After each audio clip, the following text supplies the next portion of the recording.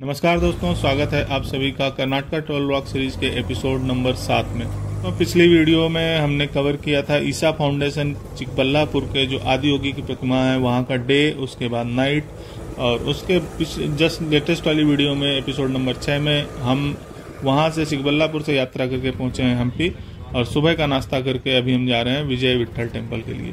यहाँ पर दोस्तों एक द्वार बना हुआ है, सीढ़ियां भी है किनारे, 2 मंजिल का द्वार है। इस द्वार को तलारी घट्टा नाम द्वार के नाम से जाना जाता है।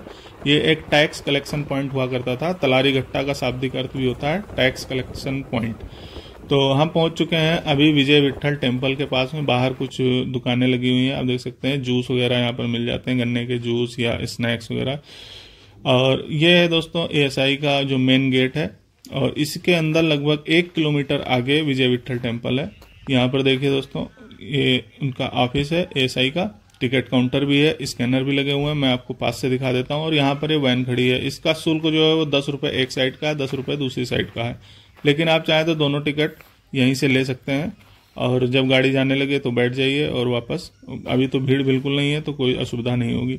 यहाँ पर दोस्तों स्कैन करके आप ऑनलाइन टिकट प्राप्त कर सकते हैं। और पीने योग्य जल की भी व्यवस्था है यहाँ पर, वॉशरूम की भी व्यवस्था है। एएसआई का बोर्ड लगा हुआ है, लेकिन अभी ऑफिस सारे बंद हैं क्योंकि मैं प्रातःकाल थोड़ा जल्दी आ गया। यहाँ का दोस्तों जो मुख्य आकर्षण है वो 50 रुपए के नोट पर अंकित एक रथ मंदिर है, उसको हम देखेंगे। और एक पहला मंदिर जो सामने आया है दोस्तों, ये गजेल्ला मंदिर है। गजेल्ला मंदिर में ये जो वार्षिक उत्सव होता है, यहाँ पर फिर भगवान की मूर्ति रखी जाती है और नाना प्रकार के जो यहाँ पारंपरिक नृत्य वगैरह किए जाते हैं। किनारे पहाड़ियों और नारियल के बड़े वृक्षों को देखते हुए आगे बढ़ेंगे तो दूसरा मंदिर जो दोस्तों आएगा वो है कुदरे गोम्पे मंडपम।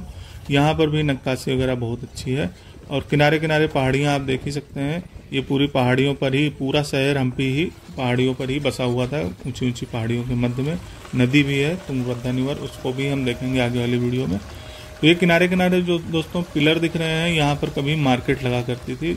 उसी के पीछे दोस्तों जो छोटी सी संरचना दिख रही है, और इसका ये द्वार भी दिख रहा है, ये पुष्करणी है। यहाँ पर एक बीच में तालाब बना हुआ है, और उसके बीच में मंदिर नुमा एक संरचना है। यहाँ पर जो वार्षिक उत्सव होता है उसमें दीपोत्सव मनाया जाता है।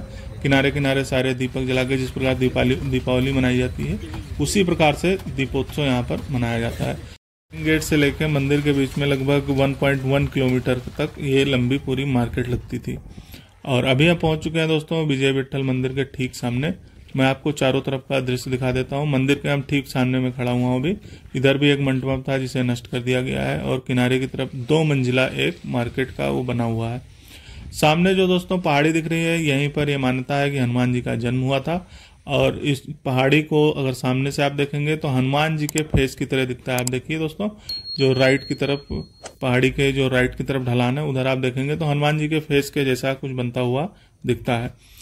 और अब हम चलते हैं दोस्तों मंदिर के अंदर, और इधर मैं उससे पहले आपको दिखा देता हूँ टिकट काउंटर जो है वो यहाँ पर भी एक बना हुआ है। इससे आप टिकट प्राप्त करके और मंदिर के अंदर जा सकते हैं। क्योंकि अभी तक मुझसे किसी ने टिकट नहीं पूछा, लेकिन मंदिर के बाहर ही इस सिक्योरिटी गार्ड खड़े हुए हैं जो कि टिकट चेक करके आपको अंदर जाने देंगे। साइड में देखेंगे दोस्तों इसी प्रकार की संरचनाएं और भी बनी हुई हैं। और इन सब चीज़ों को देखने के बाद अब हम चलते हैं मंदिर के अंदर। और इधर देखिए दोस्तों, इधर से आप जाएंगे तो यहाँ भी उसी तरह की मार्केट वाले चीज़ें बनी हुई हैं। और जो सिंगल पिलर्स लगे हुए थे उसके बीच में घोड़े जो आते थे, अरबी घोड़े, उनके बिक्री के स्थान थे। और बाकी जगह पर और नाना प्रकार के दुकानें जितनी भी लगती हैं, आजकल भी मार्केट लगती रहती हैं, उठाने वाली मार्केट जो सरकारी ज़मीन पे लगती हैं फिर ख़त्म हो जाती हैं रात तक। तो उस तरह की मार्केट यहाँ पर, अब ये मुझे नहीं पता है कि साप्ताहिक लगती थी या मंथ में लगती थी या ईयर में लगती थी, लेकिन बहुत बड़ी मार्केट यहाँ पर लगती थी।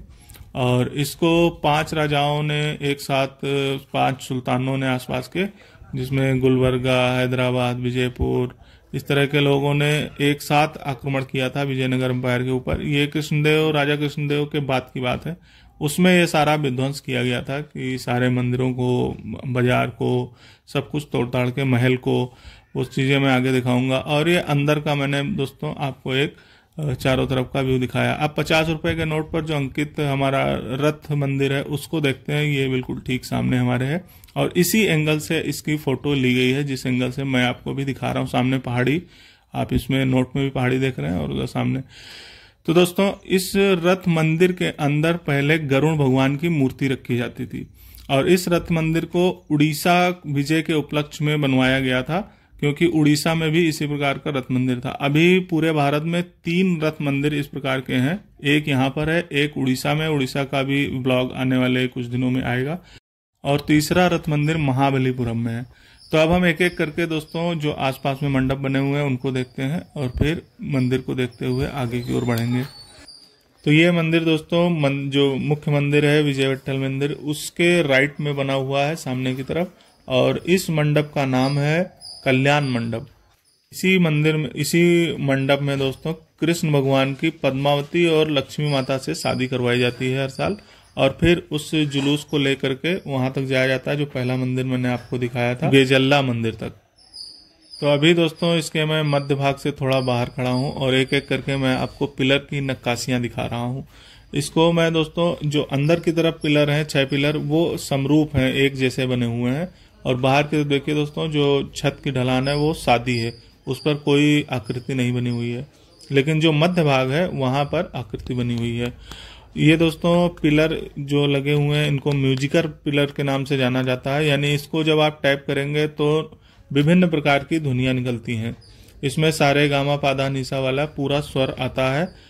विजय विट्ठल मंदिर के अंदर जितने भी मंडप हैं, वहां सामने जो देख रहे हैं दोस्तों वो मुख्य मंदिर है, वहां पर भी इसी प्रकार के पिलर लगे हैं, और यहाँ पर भी। इसमें ऊपर की तरफ जब बजाते हैं तो अलग स्वर आता है, थोड़ा नीचे आएंगे तो अलग स्वर आएगा, हाथ से मारेंगे तो अलग स्वर आएगा, और उंगलियों से मारेंगे तो अलग स्वर आएगा। इस तरह से इस पर पूरा एक वाद्य यंत्र की भांति ये जो पिलर्स हैं वो काम करते हैं।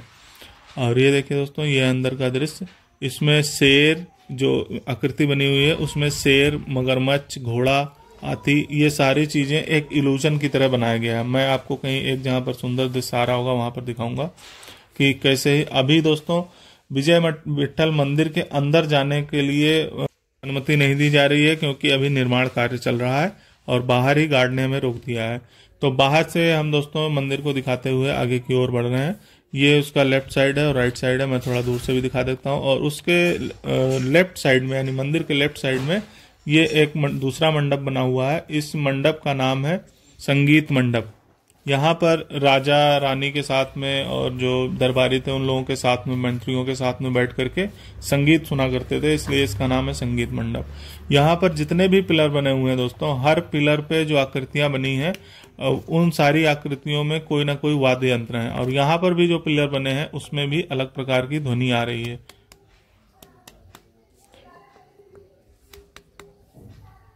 तो ये दोस्तों मैंने कई पिलर पे जो गोल पिलर हैं, गोल तो नहीं है पूरी तरह से वो, लेकिन जो गोल जैसे दिख रहे हैं उन्हीं पिलर पर ये आवाजें आती हैं दोस्तों। अभी मैं आपको ये दिखा रहा हूँ, ये देखिए अश्वारोहण हो रहा है, और नीचे की तरफ से देखेंगे तो हाथी की सूंड भी है और मगरमच्छ भी है। और ये देखिए दोस्तों एक महिला या पुरुष कोई मूर्ति है और शंख बजा रहा है, और ऊपर की तरफ भी कोई हाथ पे उंगलियों से कुछ बजाने की चेष्टा कर रहा है। तो इसी तरह से सारे पिलर्स पे दोस्तों वाद्य यंत्र, और बीच में देखिए बैठने के लिए थोड़ा सा चबूतरा भी बनाया गया है। तो ये है दोस्तों संगीत मंडप। अब यहाँ से उतरकर हम चलते हैं आगे की ओर, और ये देखिए दोस्तों सामने जो विजय विट्ठल मंदिर है उसके बीच में प्रांगण खुला हुआ है, तो उसी का निर्माण कार्य चल रहा है। अभी ये देखिए दोस्तों यहाँ पर आपको हिरन भी दिखेगा और घोड़ा भी दिखेगा, नीचे की तरफ लड़ाई होती हुई भी दिखेगी, और जो घड़ियाल होता है क्रोकोडाइल मगरमच्छ उसका भी मुंह दिखेगा। तो इस तरह से दोस्तों इल्यूजन बना। ये पेड़ जो है दोस्तों ये लगभग कम से कम तो 1.5 साल पुराना है, क्योंकि 1.5 साल पुराना पहले एक अंग्रेज आया था तो उसने यहाँ पर कुछ चित्र लिए थे, उस चित्र में ये पेड़ था। और अब हम दोस्तों मंदिर के बाएं तरफ से होते हुए जा रहे हैं एक परिक्रमा करके, और फिर निकलेंगे। देखिए दोस्तों ये एक दूसरा द्वार है जो नदी की तरफ खुलता है, अभी ये बंद है फिलहाल, और उसके पीछे ये एक मंदिर बना हुआ है। इस मंदिर के अंदर भी चल के मैं आपको दिखाता हूँ, और पीछे की तरफ भी एक मंदिर बना है, दूसरा मंदिर बना, मतलब पूरा कॉरिडोर जो है साइड साइड से, उसमें भी छोटे छोटे मंडप बने हुए हैं अलग अलग देवी देवताओं के। कुछ मंडप हैं और कुछ केवल बरामदे की तरह छोड़ा हुआ है भंडारा होने के लिए, या फिर इस तरह की जो गतिविधियां होती हैं, संस्कार होते हैं, पूजा पाठ करवाते हैं, तो उस तरह के चीजों के लिए साइड में किनारे में जगह छोड़ी हुई है, वो भी शेड के साथ में, पत्थरों के शेड बनाकर। और ये एक मंदिर था, उसके अंदर मैं आ गया हूँ दोस्तों। अब यहाँ पर भी देखिए बहुत सादी लेकिन बहुत अच्छी नक्काशी बनी हुई है। जो पिलर्स हैं इसके अंदर, और कहीं कहीं पर जानवरों की या मनुष्यों की मूर्तियां बनी हुई हैं। तो ये बिल्कुल जो दूसरा वाला द्वार मैंने आपको दिखाया था उसी के बगल में था। और ये देखिए दोस्तों, टूटने के बाद भी, इसको इतनी बुरी तरह से विध्वंस होने के बाद भी ऊपर का देखिए पूरा लगभग नष्ट हो चुका है। जो नक्काशियां पत्थरों पर बनाई थी उसको कोई नष्ट नहीं कर पाया था, उसको नष्ट नहीं कर पाया था। इससे प्रेरित होकर के जैन धर्म वालों ने जो अपनी बात की मूर्तियां बनानी शुरू की वो पत्थरों में ही बनाते थे। इस वजह से जैन धर्म का या बौद्ध धर्म की भी बहुत सारी मूर्तियां वो पत्थरों में ही आकृति को नक्काशी के माध्यम से बनाते थे, इसलिए उनकी मूर्तियां कभी तोड़ी नहीं जा सकी। और अब हम दोस्तों पहुंच चुके हैं घूम करके जो पिछला वाला द्वार था उसके जस्ट अपोजिट में जो द्वार है वहां पर, और इस द्वार से हम चलते हैं बाहर। और बाहर चल करके एक दो जगह और हैं जो पॉइंट ऑफ इंटरेस्ट हैं, उनको भी देखते हैं और देख करके फिर वापस चलेंगे मुख्य द्वार की ओर। यहाँ पर जैसे निकला हूं मैं, एक दोस्तों बहुत बड़ा पेड़ लगा हुआ है और उस पेड़ के सामने एक बहुत छोटी सी छतरी है, सामने आप देख सकते हैं। इधर भी एक मंदिर है, लेकिन उस मंदिर का द्वार भी खुला हुआ है, लेकिन अभी कोई जा नहीं रहा है उधर। और मैं इधर से चल रहा हूं दोस्तों, क्योंकि ये एरो लगा हुआ था इसका राजतुला का, किंग बैलेंस का, तो उसी को देखते हुए फॉलो करते हुए मैं आ गया हूँ।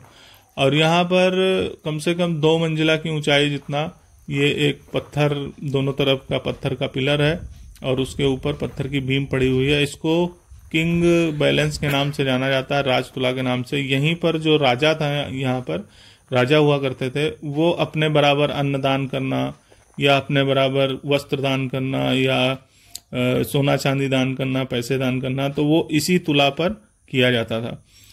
ये दोस्तों मंदिर के दाहिने दरवाजे से निकलने के बाद में मैं यहाँ तक पहुंचा हूँ।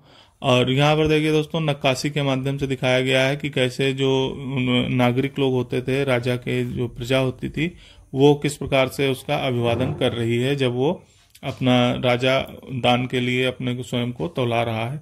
और सामने 2 बेंच बनी हुई है बैठने के लिए, और पीछे की तरफ भी शायद मंदिर ही रहा होगा जिसको बहुत ही बर्बरता और निर्ममता से तोड़ दिया गया।